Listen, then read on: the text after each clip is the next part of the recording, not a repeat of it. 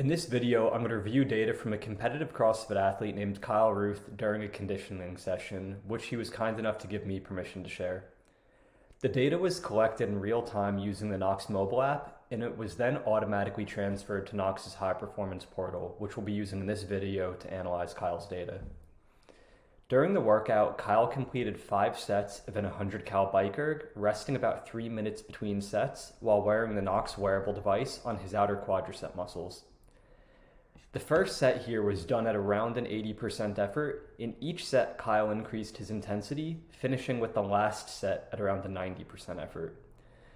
We could quickly glance at the accelerometer data on screen in orange and see where the 5 distinct work sets were performed. You can see these 5 distinct bursts of power where Kyle's exerting himself, and between each set, the accelerometer measurement goes back down to 0 meters per second squared. Now, let's dive into Kyle's muscle oxygenation and accelerometer data in more detail, and we could start by going set to set. Right, so let's zoom in on the first set here. Off the bat, we could see Kyle's muscle oxygenation rapidly declining as his power output increases. This simultaneous decrease in muscle oxygenation as power increases means that exertion levels are high and oxygen supply is less than oxygen demand. But you'll notice that after a short while, muscle oxygenation starts steadily climbing back up as the power output stabilizes. And this means that oxygen supply is now greater than oxygen demand, which could be due to Kyle being a little bit better warmed up or starting to coordinate his movement or breathing in a more efficient manner. Finally, we see at the end of the work set, muscle oxygenation rapidly rises as power output falls off, and this means oxygen supply is now greater than oxygen demand, and it's a clear sign of recovery. Right. I won't go through every set in this workout in as much detail, but I do want to point out some crucial differences from set to set. For example, we could see that in set 2, we see the same initial drop in muscle oxygenation at the start of the work bout. But notice this progressive decrease in SMO2 across the interval while power output is maintained. This is an increasing sign of fatigue, and this is something that really differs between this first and second set, even though they were at pretty similar intensities. Now, we could zoom out further and you'll notice the same pattern on the next 3 sets, albeit to a smaller degree. We could also see a much greater change in muscle oxygenation from the baseline to the end of the work set in these later sets. On the earliest set, we had a roughly 10% change from peak to trough, where on the later sets, that differential more than doubles. This is a big indicator of increased effort, exertion, and fatigue as the workout progresses. And remember, muscle oxygenation, or SMO2, represents the balance of oxygen supply and demand, so a lower muscle oxygenation level or a greater rate of decline indicates that balance being shifted more towards the demand side of the equation. Now, I want to review Kyle's nitric oxide data overlaid with his acceleration as well. Remember, Nox specifically measures nitric oxide release from red blood cells, which is the primary regulator of blood flow and oxygen delivery to the brain, the heart, and the muscles. You'll quickly notice that whereas muscle oxygenation is inversely associated with power output during exercise, nitric oxide is positively associated with it. You could see how on set 1 here, nitric oxide begins to increase once Kyle begins exerting himself, and then it starts to fall off as the work bout ends. However, you could see that despite nitric oxide being positively associated with power, the total change in nitric oxide could vary from one set to the next, which reflects differences in blood flow and oxygen delivery.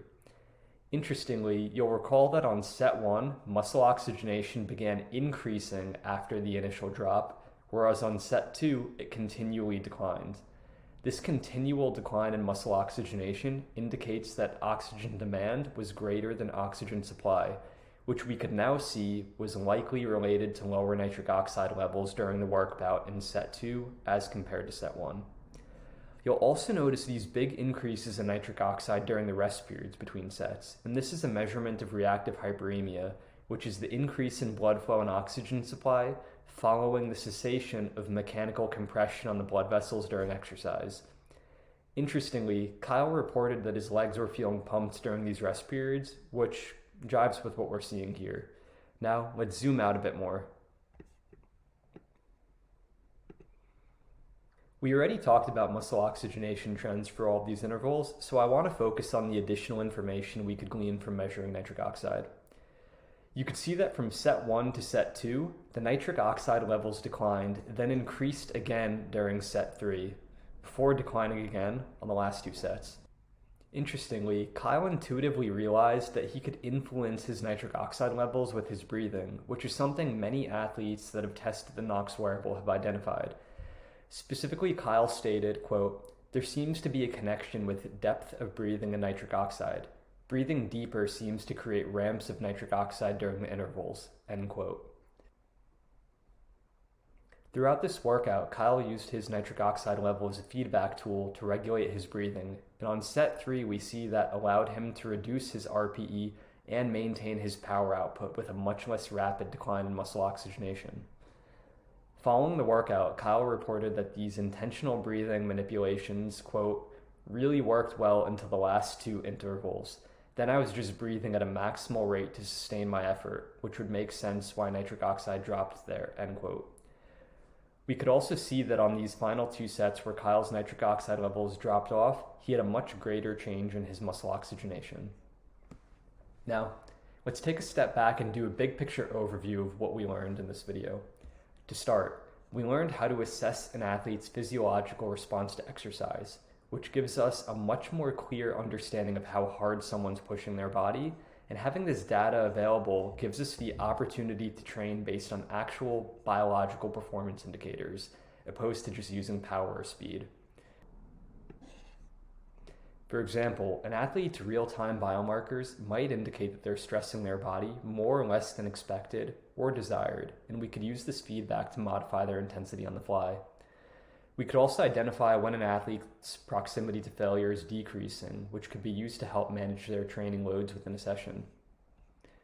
We also learned how breathing could impact nitric oxide levels and the balance of oxygen supply and demand in the working muscles. Knowing this, athletes could learn how to optimize their breathing volume and frequency across different exercise modalities to optimize their performance.